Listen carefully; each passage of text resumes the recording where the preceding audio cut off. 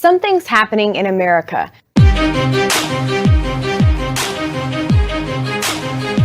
In the time since President Obama was elected, the nation has experienced a dramatic shift. We've gone just in the last 8 years from being a majority white Christian country to a minority white Christian country. And I should be really clear here, that means if you take all white Christians, so Protestants, Catholics, Orthodox, non-denominational, everyone who identifies as a white, non-Hispanic Christian. In 2008, white Christians made up 54% of the population.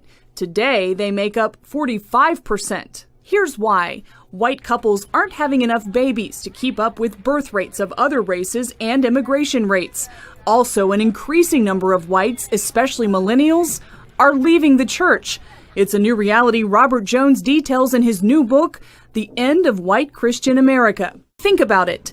During the 8 years white Christians have been on the decline, the culture has changed dramatically. Gender identity issues are impacting schools, Christians are facing unprecedented levels of persecution, and gay marriage is the law of the land. I do think the issue of gay marriage is a real bellwether issue here. I mean, it's an issue that conservative white Christians in particular were pretty much all in opposing from very early on, from the 70s all the way through. And it's an issue, as you said, that has kind of been lost. It's been lost in the courts. It's been lost in the court of public opinion. 8 years ago, 40% of Americans supported same-sex marriage. Today, 53% support it. Jones hopes his book serves as a guide to the signs of the times. They're the numbers behind the sense that something's different that's being felt across America and is materializing both along racial and political divides. His book isn't about the presidential race, but his findings help explain what's fueling the Trump train. I think the anger that we're seeing is really rooted more in this sense of anxiety about cultural change and this sense really of nostalgia for a time when conservative white Protestants, I think, were more central to the American story, were more central to American culture, and had their hands, frankly, more on the levers of power. Nearly 80% of white evangelicals feel Christians are being discriminated against in America. And more than 2/3 believe discrimination against whites has become as big a problem as discrimination against other groups. White Lives Matter will be added to a list of hate groups. The Southern Poverty Law Center announced it will be adding the group to what it calls its hate map. An SPLC spokeswoman told Vice, "We are listing them because they are clearly white supremacists. Their motto should be only White Lives Matter." The group got a lot of attention earlier in August when it sent armed protesters to an NAACP office in Houston. Several members were carrying assault rifles, while others waved Confederate flags. The Anti-Defamation League has argued that symbols worn by those White Lives Matter protesters came from the Aryan Renaissance Society. In July, the National Socialist Movement announced a White Lives Matter rally in Buffalo, New York, but it was dwarfed by hundreds of counter-protesters. The SPLC has also argued that many of the social media campaign leaders for White Lives Matter have also been members of the Aryan Renaissance Society. White Lives Matter will eventually go on the SPLC's list of hate groups, but according to the Houston Chronicle, the hate map in question won't be updated until February. Next tonight, the football player igniting a national firestorm. San Francisco 49ers quarterback Colin Kaepernick explaining why he refuses to stand for the national anthem, saying he won't back down. Tonight, 49er quarterback Colin Kaepernick is back on the field as a growing chorus of critics wants him off of it. Former fans burning his number 7 jersey. I hope you get cut. One of them to the tune of the national anthem, which Kaepernick now infamously refused to stand for during a preseason game last weekend. Kaepernick saying he's making a stand against racial injustice in this country by sitting out the anthem. You see him right there on the bench in Green Bay over the weekend. There's people being murdered unjustly and not being held accountable. Cops are getting paid leave for killing people.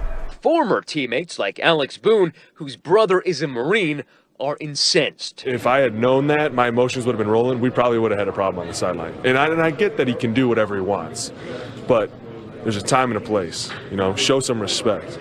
Even the White House weighing in, saying it defends Kaepernick's right to express himself, even if it finds it objectionable. Out of line and out of a job today, Tropical Smoothie Cafe in Winter Haven fired an employee for refusing to serve 2 police officers Sunday afternoon. The Now's Ryan Raish talked to the worker who says he really didn't mean it that way. It's all just a big misunderstanding. I'm not what everybody thinks I am. Tonight, the man at the center of controversy over his refusal to serve police officers at the Tropical Smoothie Cafe in Winter Haven is having some regrets. I shouldn't have said it, but what's done is done. There's nothing I can do about it. I just hope people can forgive me. Jake Hayden says he was having a bad day and nearing the end of his shift Sunday when two police officers walked in, one in uniform and one not. One of the officers snapped this picture of Hayden for a Facebook post that has since gone viral, writing that Hayden said, "I'm not serving them. It's the cops. I refuse to serve them." One of the officers works for the Winter Haven Police Department. I think he's a bonehead myself. You just don't make statements like that. The restaurant fired the worker as soon as they learned of the incident. Hayden, who coincidentally lives next to a deputy, insisted today he has nothing against the police. He was just tired of working all day at the register and didn't want to take another order. It got blew out of proportion and put on Facebook, and now everybody thinks I'm a cop hater. I have nothing against cops. It's nothing towards them personally. It's just I was in a bad mood and I overreacted, and I apologize. For its part, Tropical Smoothie is kind of in damage control mode right now, not only firing the employee, but making sure all officers know they're welcome here anytime. I was totally shocked. I'm very upset about the situation, and we're doing the best that we can do to fix it. On social media overnight, the community applauded the restaurant for firing the employee literally within hours of his behavior. The 10,000th Syrian refugee is about to land in the U.S. today. The United States has officially achieved President Barack Obama's goal of accepting 10,000 Syrian refugees in fiscal year 2016, with more than a month to spare. That's a dramatic increase from the 1,500 Syrian refugees admitted last year. National Security Advisor Susan Rice said in a statement the Obama administration is on track to meet its goal of welcoming 85,000 refugees from various other countries in need as well. Over the last year, the U.S. government has reportedly accepted nearly 10,000 Syrian immigrants into the states, despite the fact that in November of 2015, more than half of U.S. governors said they would not allow refugees fleeing the ongoing conflict in Syria to be settled in their states. The most important responsibility I have as governor is to keep the people of Texas safe.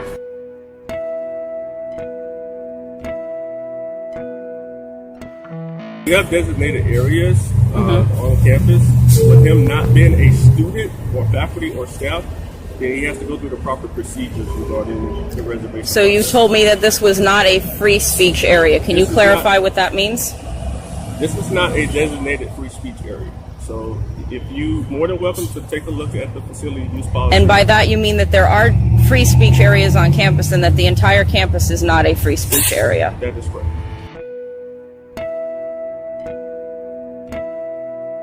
Saying that Chicago needs to move out of the 19th century, a transgender Chicago woman is suing the city over its ban on female nudity in bars. The federal lawsuit says it's unfair that men can perform in bars bare-chested, but not women. And even now, riding the subway, ignoring the sneering glances at my lipstick and legs. 23-year-old B. Sullivan Knopf is a self-described queer transgender woman, poet, playwright, and performance artist. Now she's also a plaintiff. Sullivan Knopf is suing the city of Chicago in federal court over a provision in its liquor code that says women cannot be topless in any establishment that serves booze. This ordinance is blatantly sexist in that it prohibits female breasts from being revealed in certain public spaces. There is no similar provision in the ordinance for male breasts or the male chest. Civil rights attorney Mary Grebe, who's representing Sullivan Knopf, says Chicago's law reflects 19th century ideas about sex and gender identity. Law itself violates the First Amendment.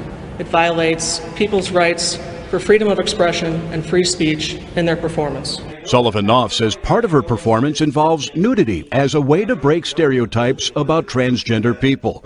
But she says when she tries to book a show at a bar, it has happened on numerous occasions that I've been told that I am not allowed to do a given performance in a given space, and so instead then I have to come up with something that isn't as artistically fulfilling for myself. The law has been challenged before, notably by the strip club VIPs, which in 2013 settled a long-running dispute over how much skin it could show by paying the city more than $2 million.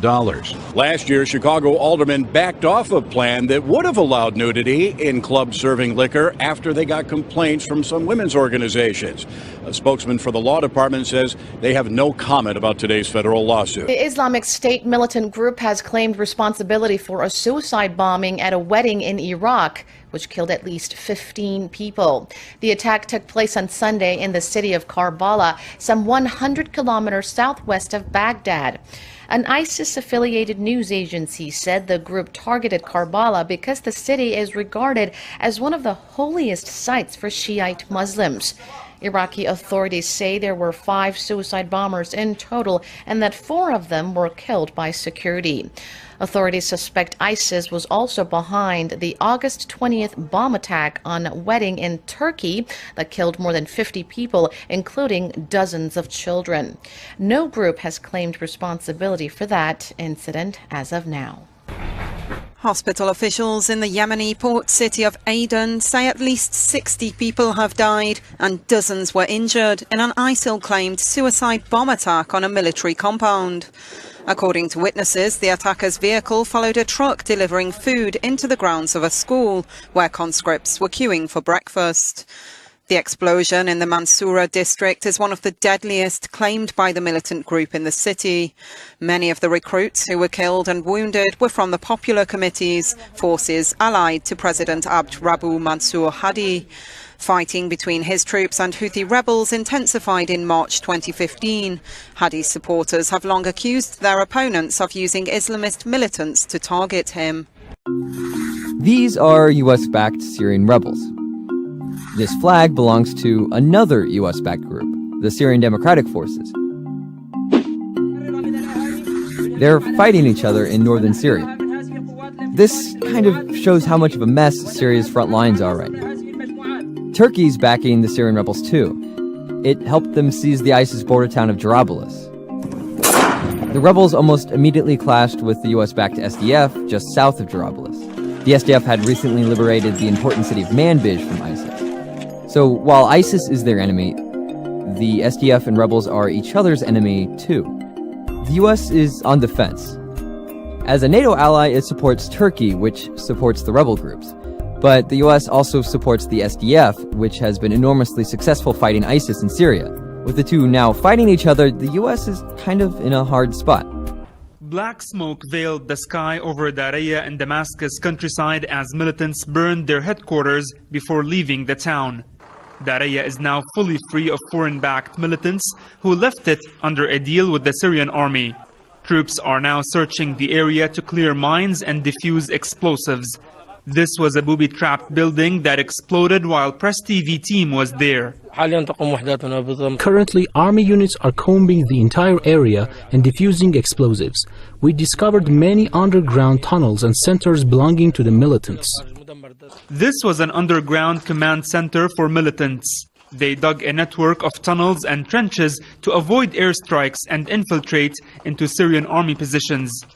They also had a special center for making explosives and gas cylinders used to attack government-held parts of Damascus. Those were front lines of militants for years here. President Park Geun-hye has called for heightened combat readiness against the new and dangerous threats emerging from North Korea. Our government and military should prepare practical countermeasures against North Korea's nuclear weapon and missile capabilities, and maintain a punitive stance against North Korea so that any kind of provocation from the North can lead its regime to self-destruction. During a cabinet meeting at the presidential office, South Korea's president said hopes are dashed that North Korea gives up miniaturizing their nuclear weapons. Park said South Korea and its people will become threatened if North Korea gets to mount a nuke on their ballistic missiles. The remarks come a few days after Pyongyang test-fired a submarine-based ballistic missile off the country's eastern coast. Tension is already running high on the Korean peninsula over Pyongyang's repeated nuclear and missile tests. A U.S. spy drone has been reportedly repelled by the Iranian Army's Air Defense Force before entering Iran's airspace. The Air Defense Force reportedly sent a warning to the American unmanned aerial vehicle, which was 20 miles away from the eastern airspace of the country. The drone had taken off from a U.S. military base in the Afghan province of Kandahar. This isn't the first time a U.S. unmanned plane tries to enter Iran. Back in 2011, an American spy drone was intercepted and grounded by the Islamic Revolution Guards Corps. It's not every day you get to meet a pope, but for those who have the honor, what exactly do you get the pope as a gift? Well, Mark Zuckerberg chose to give Pope Francis a drone, or at least a model of one. It's actually a pretty thoughtful gift, judging by what the founder and CEO of Facebook shared on his page. The model of the Aquila was tied to the men's discussion about connecting people, especially in parts of the world without internet access. The solar-powered aircraft aims to beam internet to places that don't have it. Facebook announced the drone's first test flight this summer. Pope Francis just got a model of it. Thousands of pilots are eager to get their drones off the ground and in the air. Today marks the first day that comprehensive federal rules governing drones will take effect. Yeah, it's fun for me. I fly every chance I get. And now, drone enthusiasts like Taylor Vaughn are rushing to get licensed and certified by the FAA as commercial drone operators. I want it to continue doing roof inspections, real estate photography. Having the FAA 107, as it's referred to, is just one of the new guidelines laid out for commercial drone use. Operators will also have to register the drone. They can't fly higher than 400 feet, they can't fly at night, and the entire unit has to weigh less than 55 pounds. Don Garland owns Drones Plus Dallas, a retail and training center. He says now that the guidelines are in effect, he's overwhelmed with people wanting to get certified. Many of those people, he says, stand to make big bucks as operators. The drone market is probably the fastest growing segment in the electronics industry right now. Just so you get an idea of how much money is said to be made in the commercial drone industry, some estimates have it at tens of billions of dollars. A disturbing trend involving marine life in New Jersey. First, Keansburg. Now, 2 other locations have turned into hotspots for dead and awful-smelling fish. Take a closer look at the white specks floating in the Atlantic Highlands Marina. It is small fish killed off by the lack of oxygen in the water.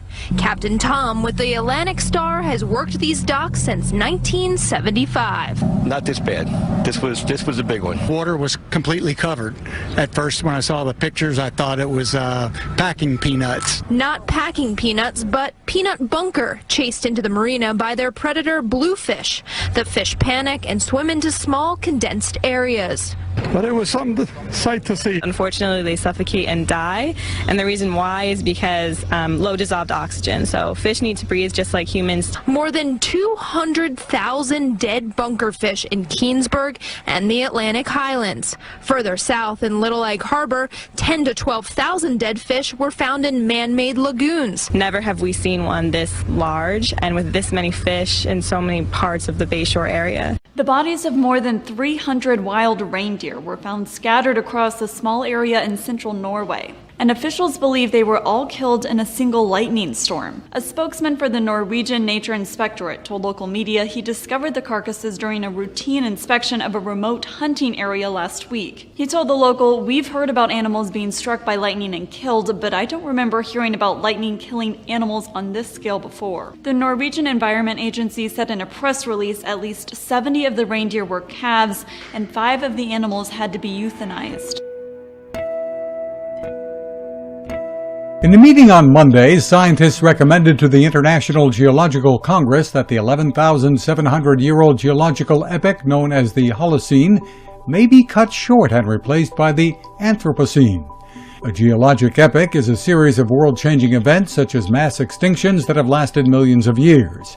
Scientists say that humans have found a way to disrupt the Earth's natural patterns due to pollution, radioactive chemicals, and destruction of natural habitats. According to a report in Science, more than 75% of species of animals and plants could be gone within a few centuries. Professor Will Steffen, a researcher at the Australian National University and the Stockholm Resilience Centre, said that this is a new phenomenon and indicates that humanity has a new responsibility at a global level for the planet.